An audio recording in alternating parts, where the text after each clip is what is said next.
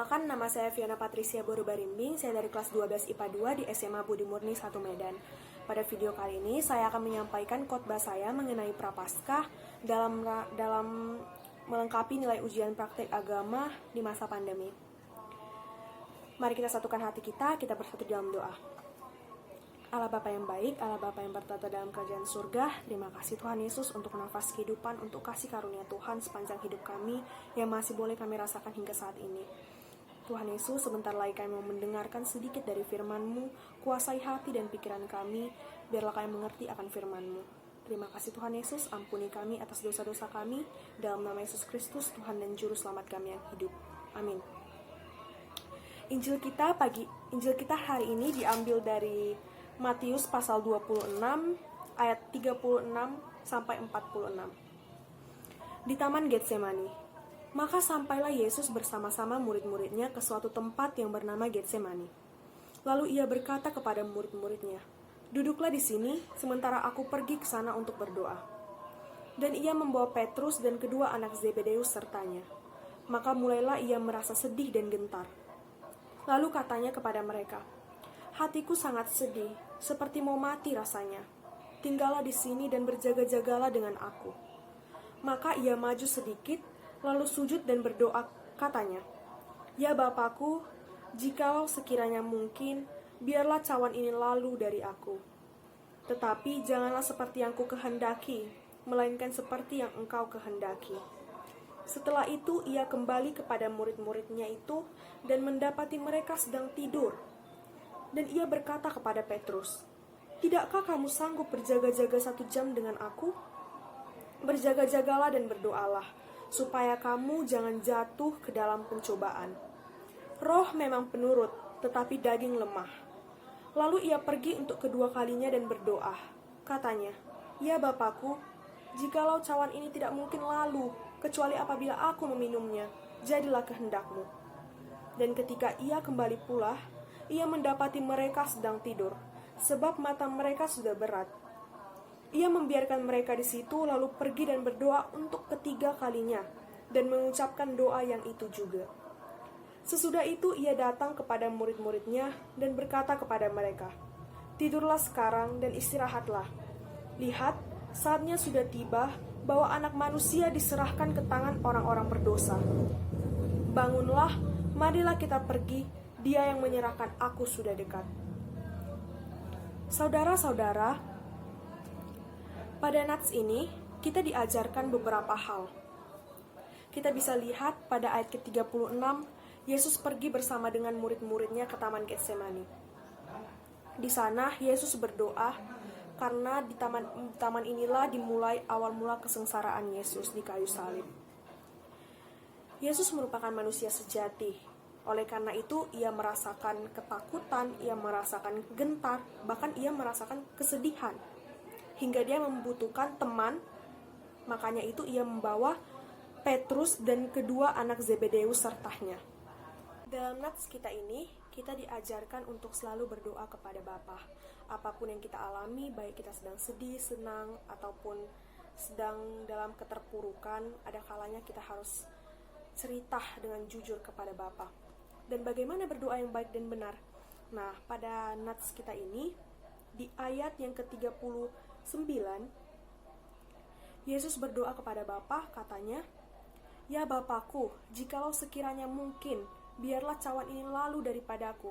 Nah, maksud dari cawan ini lalu daripadaku ialah, cawan ini maksudnya ialah kemurkaan Bapa kepada manusia atas dosa-dosa manusia. Yesus takut. Yesus merasa sedih dan merasa tidak tenang karena ia akan mengalami kesengsaraan itu. Ia tahu bahwa ia akan mengalaminya. Ia berdoa, "Tuhan, Bapa, apabila cawan ini boleh lalu daripada aku, mungkinkah?" Gitu. Tetapi janganlah seperti yang ku kehendaki, melainkan seperti yang Engkau kehendaki. Apapun yang terjadi, apapun yang dikehendaki oleh Bapa, itu pasti yang terbaik untuk kita. Nah, saudara-saudara, ada kegagalan dalam diri murid-murid Yesus. Dalam nats ini, Petrus dan kedua anak Zebedeus tidak taat kepada perintah Yesus. Yesus menyuruh mereka untuk selalu berjaga-jaga dan berdoa, tetapi mereka malah tertidur. Mereka malah menuruti keinginan daging mereka. Nah, dalam nats ini, Yesus berdoa hingga 3 kali dengan doa yang sama. Ia berdoa kepada Bapa. Ia mengatakan, bagaimana jika cawan ini lalu daripada aku? Mungkinkah ini lalu? Gitu. Kecuali apabila aku meminumnya, aku melaluinya, Yesus melaluinya. Untuk itu saudara-saudara, dalam nats ini kita diajarkan untuk selalu datang kepada Bapa, baik dalam keadaan apapun. Dalam kesengsaraan Yesus di kayu salib demi menyelamatkan umat manusia dari dosa, ada baiknya jika kita tidak bersenang-senang di atas penderitaannya Yesus. Bukan dengan cara kita harus mati di kayu salib juga, tetapi setidaknya seperti kita melakukan puasa, bukan berarti kita tidak makan, melainkan kita mengurangi sedikit dari jatah makanan kita. Yang tadinya kita makan daging, mungkin kita jadi makan yang bukan daging gitu. Saudara-saudara, banyak di antara kita yang mungkin merasa sedih, tapi bukan lari kepada Bapa. Kita merasa senang, kita merasa khawatir, kita merasa terpuruk, tapi kita tidak berdoa. Banyak juga di antara kita lebih membutuhkan, bahkan lebih menginginkan keinginan daging. Roh memang penurut, tetapi daging lemah. Dan setelah Yesus berdoa, ia datang kembali lagi menjumpai murid-muridnya, yaitu Petrus dan kedua anak Zebedeus. Ia berkata, lihat, saatnya ada tiba bahwa anak manusia diserahkan ke tangan orang-orang berdosa. Bangunlah, marilah kita pergi, dia yang menyerahkan aku sudah dekat.